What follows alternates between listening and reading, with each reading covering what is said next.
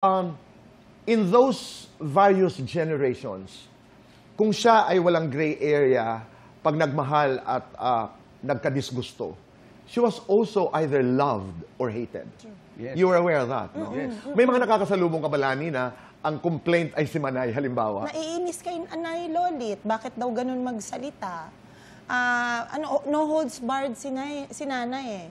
Siguro she was hated in a sense kasi yung pamamaraan ng pananalita niya, straightforward. Minsan nakakasakit.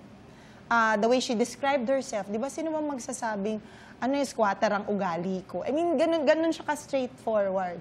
Pero, pag mahal ka niya at mahal mo siya, no questions asked. Hindi mo questionin yung the way she delivers her dialogue or delivers her comments. Wala eh. It's either you hate her or you love her. Kami, syempre, mahal namin siya. Oo.